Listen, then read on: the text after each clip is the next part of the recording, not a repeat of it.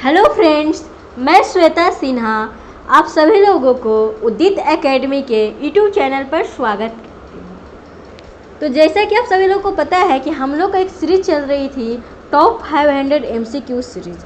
तो उस सीरीज का मैं पार्ट 17 आप लोग को आज करवाऊँगी। कौन सा पार्ट करवाने वाली हूँ आज पार्ट 17 करवाने वाली हूँ। तो पार्ट 16 तक मैं करवा चुकी थी और आज के सीरीज में पार्ट 17 करवाऊँगी।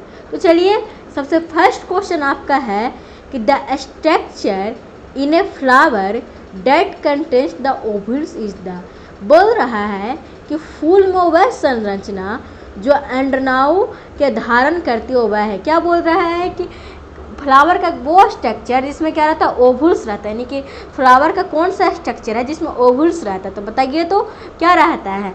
तो क्या बोल रहा है, स्टिग्मा में रहता है या स्टाइल में या ओवरी में या एंथर। तो आप लोग को पता होगा कि जो ओवरी रहता है उसमें क्या रहता है, ओव्यूल्स प्रेजेंट रहता है। देखिए यहाँ पर मैंने स्ट्रक्चर लेकर आई हूँ। जो ओवरी है उसमें क्या प्रेजेंट रहता है, ओव्यूल्स प्रेजेंट रहता है। यानी कि अंडाणु प्रेजेंट रहता है। किसमें प्रेजेंट रहता है, वो ओवरी में। आप लोग को पता होगा कि ओवरी में, जैसे ह्यूमन बींग्स में भी ओवरी में क्या प्रेजेंट रहता है, एग प्रेजेंट रहता है, ओवुल प्रेजेंट रहता है। तो इसमें भी फ्लावर में भी क्या प्रेजेंट रहता है, ओवरी में क्या प्रेजेंट रहता है, ओवुल्स प्रेजेंट रहता है। तो करेक्ट आंसर क्या हो जाएगा, सी। यहाँ पर क्या लिखा गया है, यहाँ पर मैं आप लोग को बता रही हूँ जो प्लांट है इसको रिप्रोडक्टिव पार्ट। तो देखिए प्लांट में 2 टाइप्स के रिप्रोडक्टिव पार्ट होंगे। अगर सेक्स के बेसिस पर देखा जाए तो एक मेल रिप्रोडक्टिव ऑर्गन होगा, दूसरा क्या होगा, फीमेल रिप्रोडक्टिव ऑर्गन। तो जो मेल रिप्रोडक्टिव ऑर्गन हो उसको क्या बोलते हैं, स्टैमन बोलते हैं। क्या बोलते हैं उसको, स्टैमन बोलते हैं। और फीमेल रिप्रोडक्टिव ऑर्गन को क्या बोला गया है, कार्पर बोला गया। क्या बोला गया है, कार्पर। जैसे हम लोग में ह्यूमन रिप्रोडक्टिव ऑर्गन को गोनाड्स बोलते हैं, तो वैसे ही मेल जो रिप्रोडक्टिव ऑर्गन है उसको स्टैमन बोला गया है। और जो फीमेल रिप्रोडक्टिव ऑर्गन है उसको क्या बोला गया है, कार्पर बोला गया है। क्या बोला गया है, कार्पर बोला गया। तो जो मेल रिप्रोडक्टिव ऑर्गन है वो 2 टाइप्स में होते हैं, एक एंथर और एक फिलामेंट। क्या होते हैं, एंथर और फिलामेंट। तो जो एंथर है वो क्या प्रोड्यूस करता है, एंथर क्या प्रोड्यूस करता है, पोलन ग्रेन। एंथर में क्या प्रोड्यूस होते हैं, पोलन ग्रेन।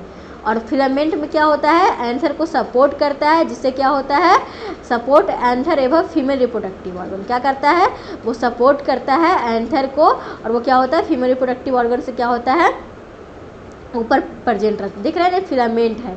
और नीचे में क्या है आपका, फीमेल रिप्रोडक्टिव ऑर्गन प्रेजेंट है। और एक क्या है आपका, फिलामेंट है। क्या है आपका, एक फिलामेंट रहता है। और ऊपर में क्या रहता है आपका, ऊपर में आपका रहता है, दिख रहे हैं यहाँ पर देखिए आप, या इसमें अच्छे से दिख रहा है, क्या है आपका, फिलामेंट है। ये आपका दिख रहा है फिलामेंट है। और ये क्या है आपका, एंथर है। और एंथर में क्या होता है, पोलन ग्रेन। क्या होता है, पोलन ग्रेन। दिखा है आपका, ये क्या है आपका, जो दिखा पूरा जो मार्क कर रही हूँ फिलामेंट है। और ये क्या है आपका, एंथर। ये क्या है आपका, फिलामेंट। क्या है, फिलामेंट है। और ये क्या है आपका, एंथर। यानी कि ये एंथर को सपोर्ट कौन कर रहा है, फिलामेंट कर रहा है। फिर फीमेल रिप्रोडक्टिव ऑर्गन में क्या आएगा, फीमेल रिप्रोडक्टिव ऑर्गन को तो कार्पेल बोला गया। और इसमें क्या क्या आता है, स्टिग्मा, स्टाइल, ओवरी। देखिए एक क्या है आपका फीमेल रिप्रोडक्टिव ऑर्गन, और इसमें क्या क्या आता है, स्टिग्मा आता है, स्टाइल आता है, और क्या आता है, ओवरी आता है। स्टिग्मा जो ऊपर वाला पोर्सन उसका है, स्टिग्मा है। यहाँ पर क्या होता है, स्टिक की landing site for pollen grain. Stigma पर क्या होता है, देखिए पोलन ग्रेन कहाँ आता है, पोलन ग्रेन कहाँ पर चिपकेगा, स्टिग्मा पर। कहाँ पर चिपकेगा, स्टिग्मा पर। और पोलन ग्रेन स्टिग्मा पर चिपका, और फिर स्टिग्मा से क्या हुआ, स्टाइल से होते हुए कहाँ जाएगा, ओवरी में चल जाएगा पोलन ग्रेन। इस टाइप से क्या होता है, इस टाइप से आपका फिर क्या हुआ, रिप्रोडक्शन हुआ। तो स्टाइल क्या है, tube that leads to down to ovary. क्या है, इस टाइप से ट्यूब है जो ओवरी को लीड कर रहा है। फिर ओवरी में क्या होता है, ओवुल्स कंटेन रहते हैं और क्या करते हैं, सीड्स को डेवलप करते हैं। तो इसका करेक्ट आंसर क्या था, ओवरी था। फिर क्या है, the male reproductive cells in plants. बताइए तो जो मेल रिप्रोडक्टिव है, बताइए इसका करेक्ट आंसर क्या होगा, the male reproductive cell in plants is. पौधे में पुरुष प्रजनन कोशिका कौन सी होती है। मैंने अभी आप लोग को बताया मेल रिप्रोडक्टिव सेल क्या होता है, पोलन होता है, यानी कि परागकण होता है, या ओवुल होता है, अंडाणु होता है, या एग होता है, अंडाणु कोशिका होता है, या जैगोट यानी युग्मज होता है। क्या होता है, मैंने आपको बताया थी कि male reproductive structure, male reproductive को क्या बोला गया है, आप लोग को मैं बताई, मेल रिप्रोडक्टिव को स्टैमन बोलते हैं और फीमेल रिप्रोडक्टिव ऑर्गन को कार्पर बोलते हैं। और मेल रिप्रोडक्टिव ऑर्गन में क्या क्या था, एंथर था, और क्या था, फिलामेंट था। और एंथर क्या था, पोलन था। यानी कि रिप्रोडक्टिव सेल कौन होता है, पोलन होता है। तो इसका करेक्ट आंसर क्या हो जाएगा, A is the correct answer.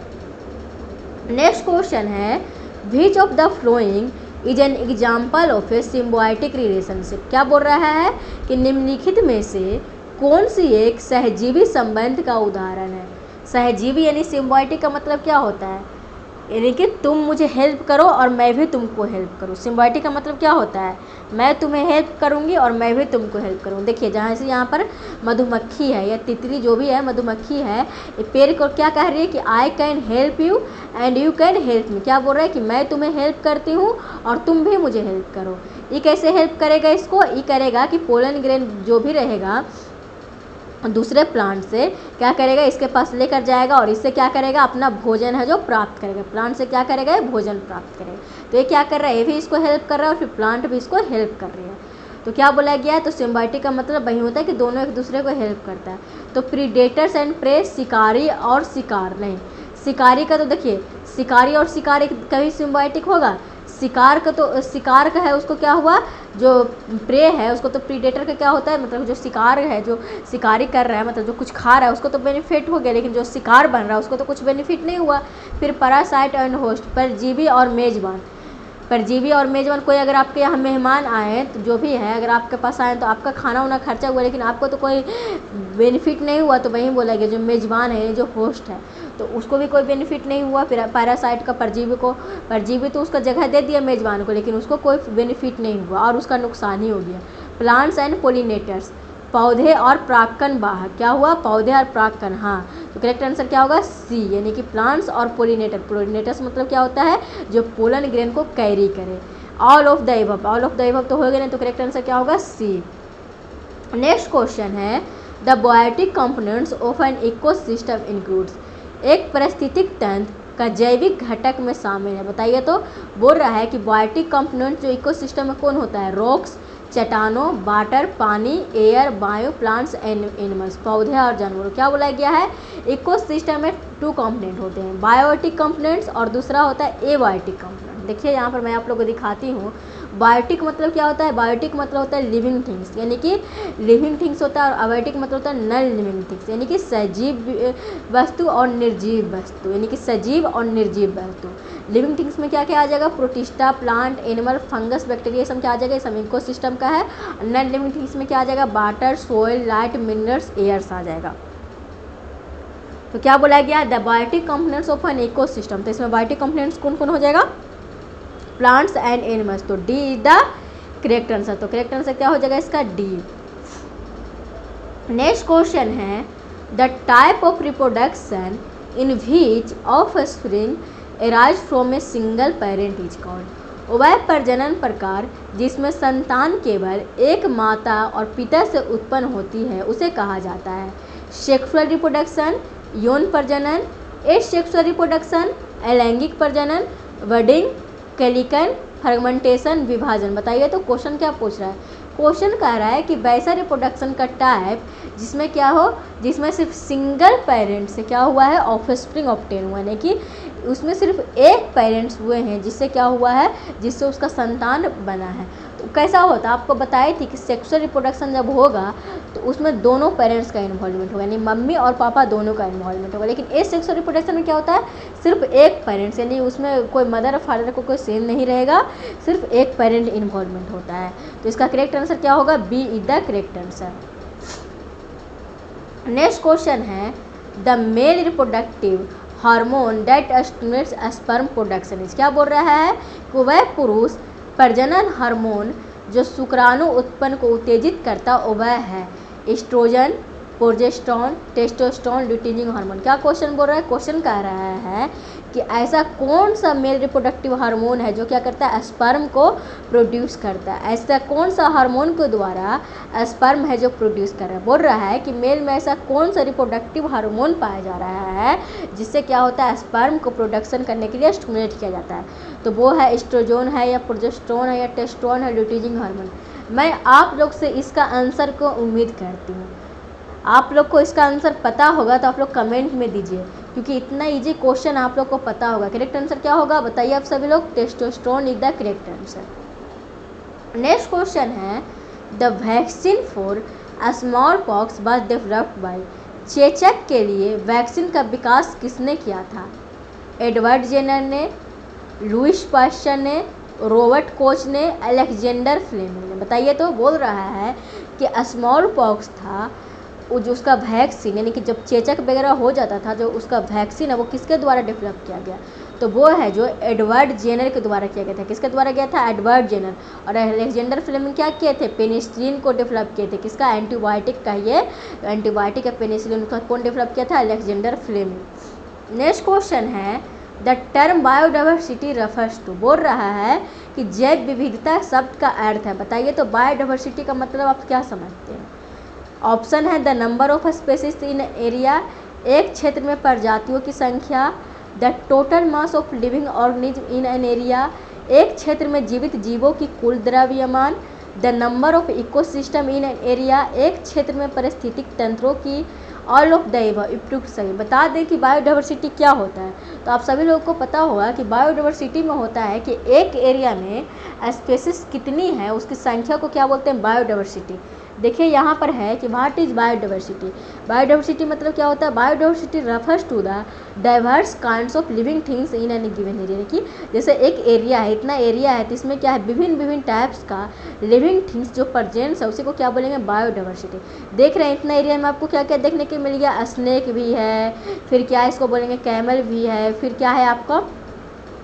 खरगोश भी देखने को मिल रहा है, फिर क्या है आपका? तोता, चिड़िया, मशरूम, फंगस वगैरह सब चीज़, मोर वगैरह सब चीज़, कीड़ा मकोड़ा, मछली वगैरह सब चीज़ देखने को मिल रहा है। तो ये क्या है? बायोडाइवर्सिटी। मतलब एक एरिया में कितने लिविंग थिंग्स वगैरह प्रेजेंट्स है तो उसको क्या बोलेंगे? बायोडाइवर्सिटी। तो करेक्ट आंसर क्या हो जाएगा? ए हो जाएगा कि the number of species in an area. Next question है the greenhouse effect is cause due to an increase in. बोल रहा है ग्रीन हाउस प्रभाव किसके वृद्धि के कारण होता है? बताइए तो। ग्रीन हाउस ऐसा क्या है जो इंक्रीज हो जाएगा आपका इन्वायरमेंट में तो ग्रीन हाउस इफेक्ट दिखने रहेगा?